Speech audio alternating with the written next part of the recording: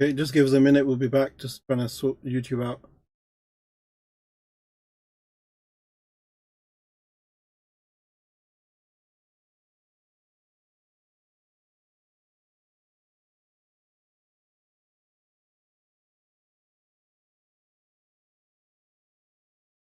Okay. Right, are we back on YouTube? Someone give me a thumbs up if you can, please.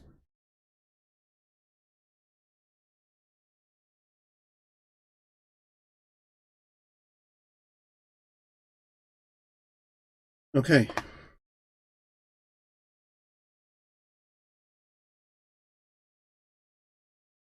Okay, so Facebook is working, Zoom is working, and if someone can just give me a thumbs up on YouTube, I think it should be working now.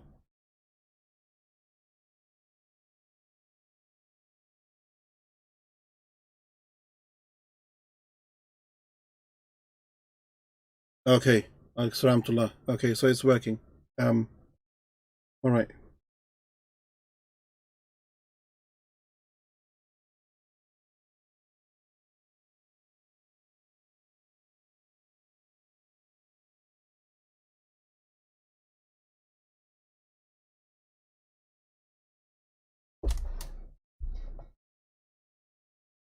Okay, let's continue, inshallah. All right, I don't know what happened there. The internet just kind of. Okay, alhamdulillah, everything's working now. Barakallah fik. Thank you very much, everyone. I don't know what happened. The internet just disconnected. Interesting how it always happens in the dars. It never happens any other time. Not much of a conspiracy theorist, but does make you think.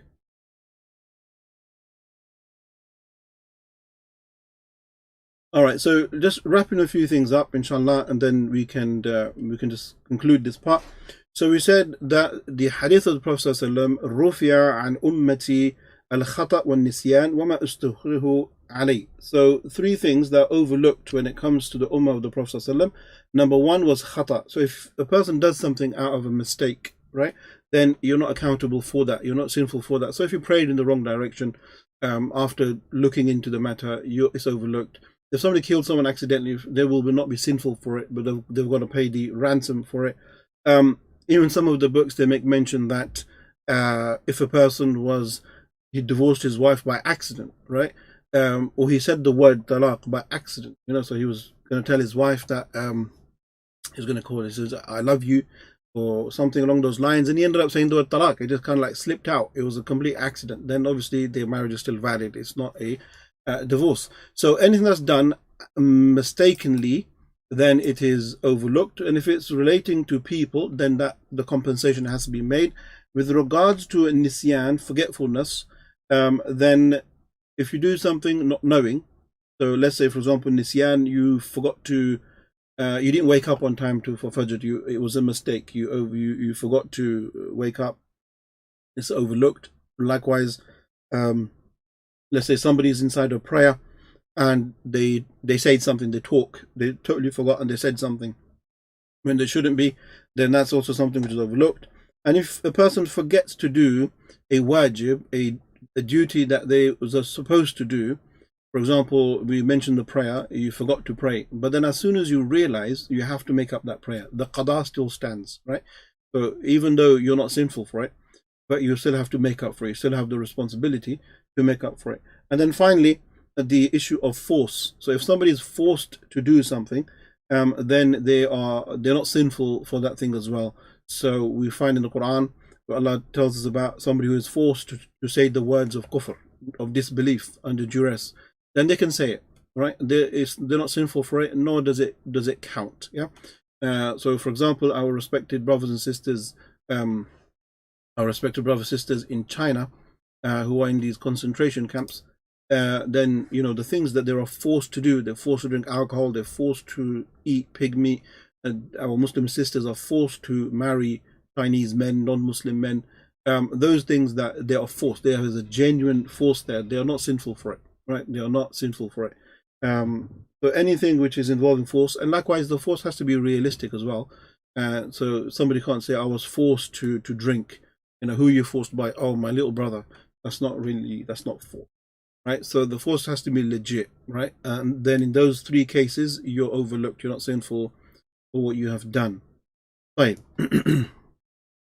So that really concludes that part. So next week we can carry on, inshallah, from verse number 69. In conclusion, I want to go back to what we're talking about, and then there's a few questions we'll take. So first and foremost, I wanted to address the issue, or just raise awareness, really, of the incident, the story that I was mentioning before, of the family in Canada, okay, that were walking down the road, literally just going for a walk in their own local area, and they were the victims of a terrorist attack. All 4 of them were killed.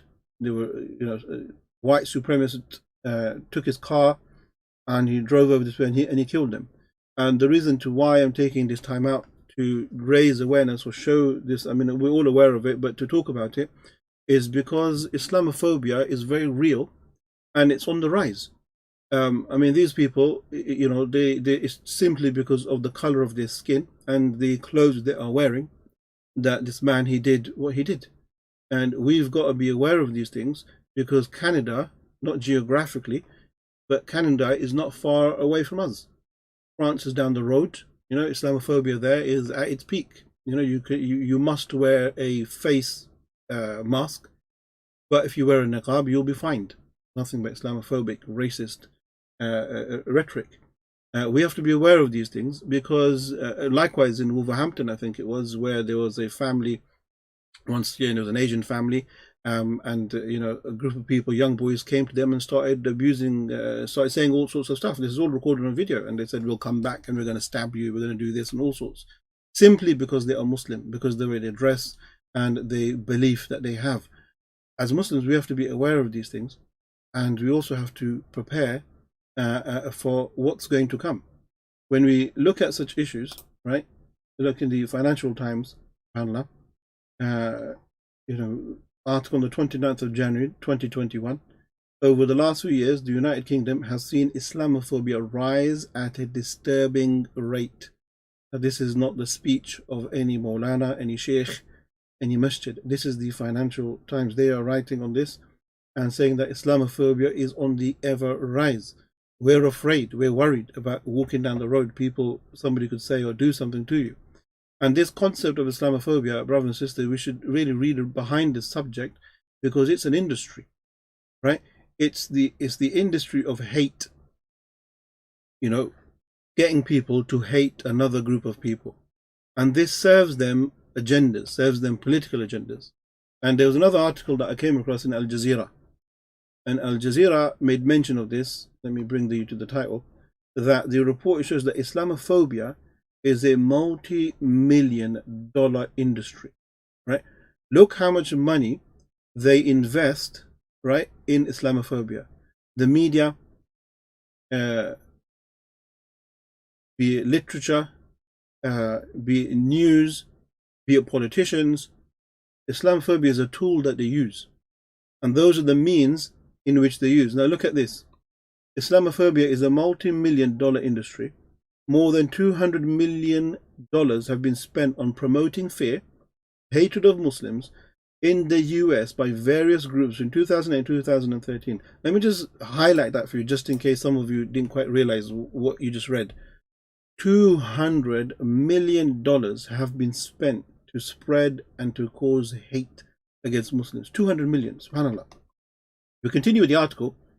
It says that more than 200 million was spent towards promoting fear and hatred of Muslims in the United States.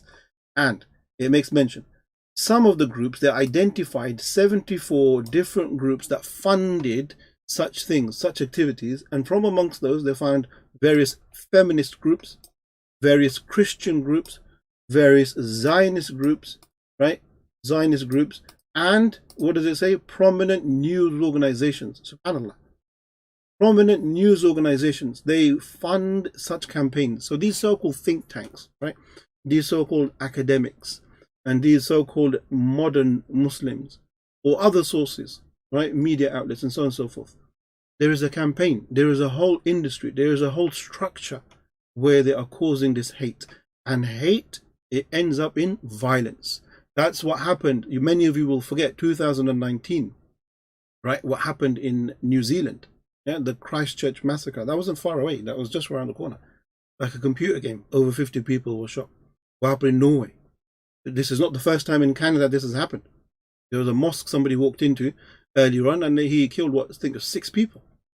This is not something we turn a blind eye to. Our memories are very short, but the reality is right there, right? That the hatred for Muslims is there. It's an industry where people are spending. And what I would like to, us to think about is that if in a period of 2008 to 2013, which is 5 years, they spent $200 million. SubhanAllah, that number is just phenomenal in promoting Islamophobia, right? Now, my question comes to you, and you're going to say, look, he's always talking about this. He's saying the same thing over and over again, but I have to.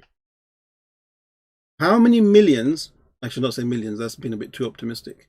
How much have we spent, as Muslims, how much have we spent in our own causes, right? When it comes to educating our youngsters, when it comes to educating our women, ourselves, when it comes to investing in our own, propaganda, our own da'wah, I should say, how much have we invested? I mentioned before that these videos, the tafsir classes, they go up onto YouTube, and people, alhamdulillah, there's people that watch them, so on and so forth.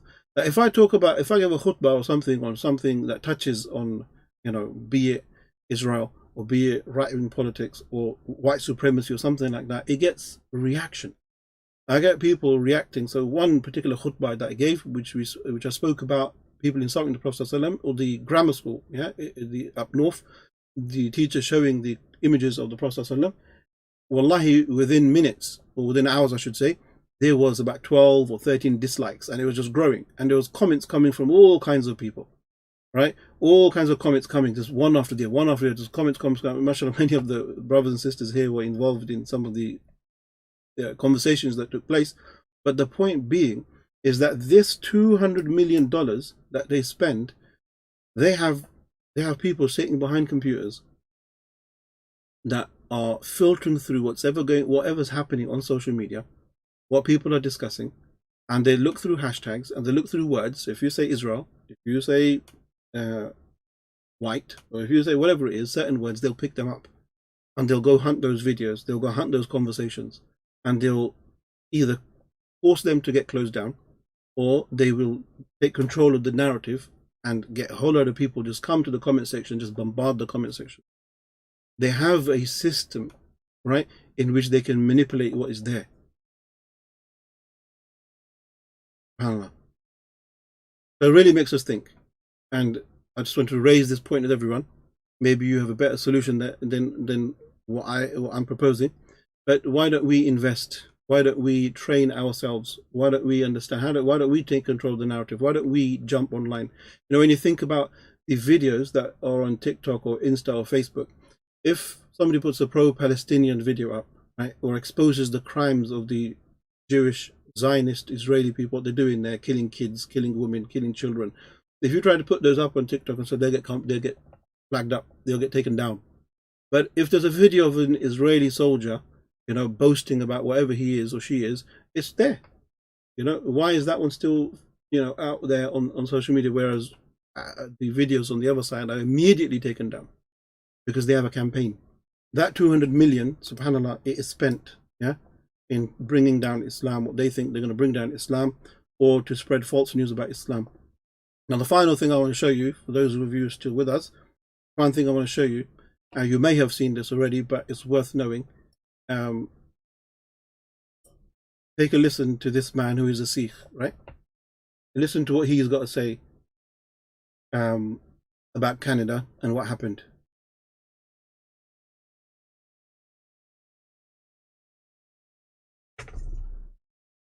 It needs for a Muslim family right now. People are talking to their families and saying, you know what, maybe you shouldn't go for a walk. There are people literally thinking about whether they should walk out their front door in our country. We think about what that means. Some people have said, this is not our Canada.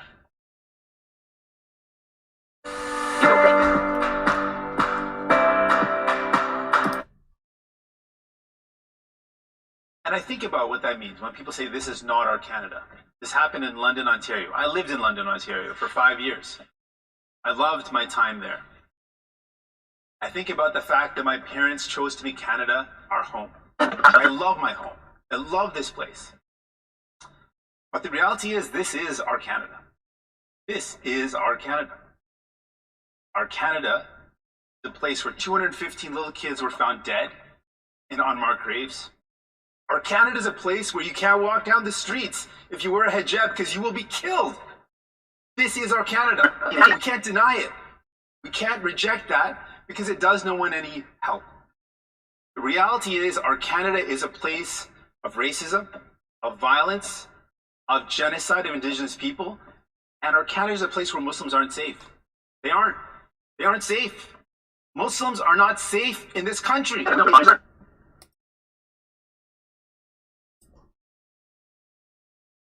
So that's just a small clip. You can go back to YouTube, watch the whole thing in your own time. But just to show you of what the direction at which things are moving. And as Muslims, we've got to really start thinking and start planning for the future for our kids and see what's happening. Really investing in people, really investing in our future, in the education, and taking care of our own affairs. Finally, if anybody has any questions, feel free to address your questions. We will take those. I've got one or two here, and then we'll wrap up. I know we're gone beyond the time. The first question that was addressed was with regards to complete change of topic, right? But as a question. So the question that was asked was about removal of body hair. So the question asked the ruling: is it permissible to remove? Is it permissible for a man to remove body hair from anywhere of the body? So the response to that was, number one, hair on the body falls into one of three aspects. Number one, there is the hair that you're not allowed to remove, right? And that, according to the majority of the scholars, is with regards to the beard. So the man is not allowed to shave the beard, right? So the man is obliged to grow the beard according to the majority. How long, how big it is, that's another discussion. But the point being that you're not allowed to shave the beard, and that's according to the majority. The second type of hair when it comes to the body is the hair that has to be removed, right? And this is obviously for male and female. That is hair under the armpits and hair in the pubic area. That hair must be removed, right? So those are the hair that must be. Now, the third category is hair of the body that has no mention. So it's not obligatory to keep, and it's not obligatory for you to remove. So it hasn't been spoken about. Maskut anhu, it is silent. On these issues, a man, he can, if he wants to keep that bodily hair, he can keep it. If he wants to remove it, he can remove it. So the questions were with regards to the removal of the hair of a man, hair on the chest, or hair on the back, or even hair on the legs. Is a man allowed to remove the hair? The answer to that is he is allowed to remove it. If he wants to, he is allowed to remove it. He can shave it off, laser it off, whatever he wants. There's no restrictions there. So the regards to the beard, that's a must. With regards to the removal of certain hair, that's a must. Apart from any other bodily hair, if a man wants to remove it, he's allowed to do so. Inshallah, I thought that question's clear. All right. Any other questions or comments, inshallah, before we close?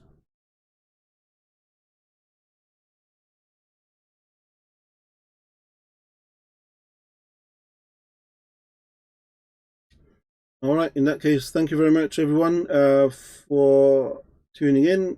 Sister Asma, Sister Niqabi, Uncle Hanif as well. Apologize, and Fazaria as well. Many others watching. I do apologize for the disturbance in the middle. We may have lost a few people, I think. Nevertheless, alhamdulillah. All right. Any other questions before we conclude?